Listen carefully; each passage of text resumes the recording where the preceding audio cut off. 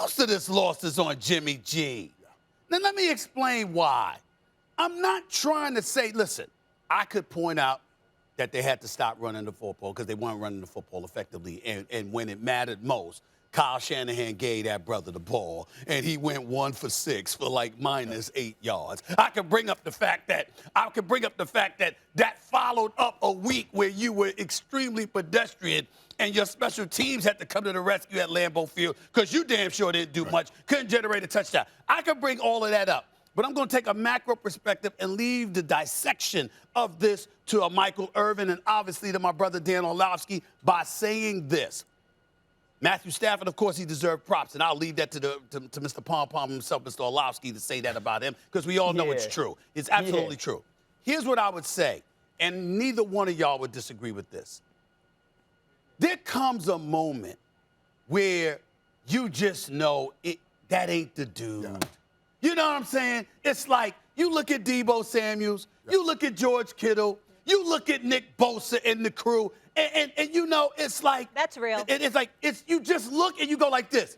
That dude is why they ain't going to the Super Bowl. Because if they had Matthew Stafford, if they had Patrick Mahomes, if they had Joe Burrow, if they had Josh Allen with that defense and the way that it was playing, and with Deebo being that monster that he is, and Kittle being who he is, with Kyle Shanahan calling those plays, they would have found a way. But you knew that Jimmy G wasn't going to get it done. And so I close by saying this.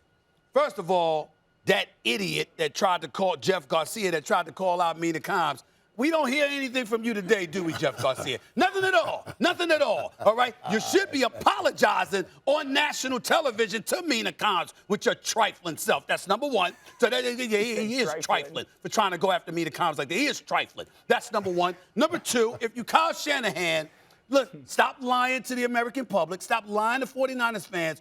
Trey Lance should be ready with you being the exceptional coach that you are. Let Jimmy G go. It ain't worth it. Just let him go. That's number two. And number three, congratulations. I feel very bad. It's not an accident that Odell Beckham Jr. walked over to Deebo Samuels the way that he did. Yeah, that was very classy. That was great. But it wasn't just very classy. It was more than that. It was classy, but it was more than that, guys. You know what he was saying?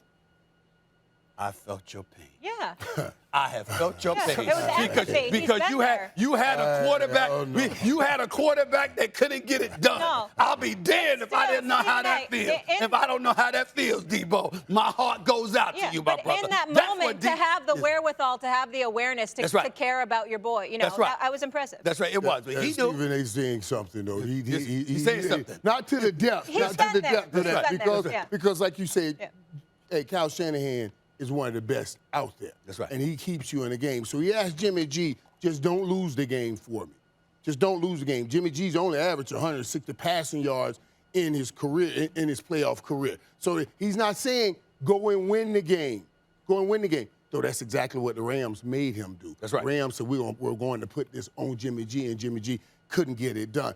I put it all on Jimmy G because your job is not to make the bad decision. We're not asking you to make the great plays, but not to make the bad decision. And he made some bad decisions, especially that little flick pass that went for the interception right there. You can't. I don't care. That's some young guy decision right there. You eat that ball. If you can't get the ball off right, you punt, and you let that defense that plays great to get back on the football field. You don't make that kind of a decision. For what Jimmy G gives this team, not just in that game, but for his whole career, what Jimmy G's gives, he is not, this is all on him, and it is time for them to go ahead and make a decision and move to Trey Lance now. If they're trying to get back to this Super Bowl, and with Kyle Shanahan and that team, they can if they shore up that quarterback position.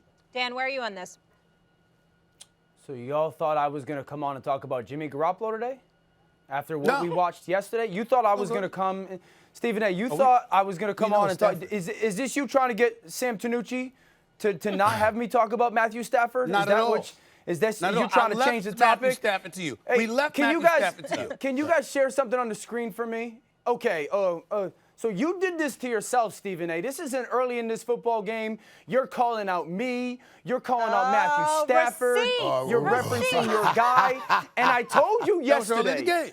I told you this today. First of all, if you're going to tweet like this early in the game, you should change the show to first quarter takes, not first take. Because you get thumb happy when something bad happens, and then you get yourself into an issue. And I responded to you last night. You did this to yourself. Not at all. You did this to yourself when you got so trigger happy with your thumbs that you wanted to try to fire off shots and couldn't wait to never shoot early, Stephen A. Never shoot too early. And you're trying to fire off tweets, and now you got to deal with me the day after. I'm not talking about Jimmy Garoppolo right now. I'm going to talk about Matthew Stafford. Thanks for watching ESPN on YouTube. For live streaming, sports, and premium content, subscribe to ESPN+.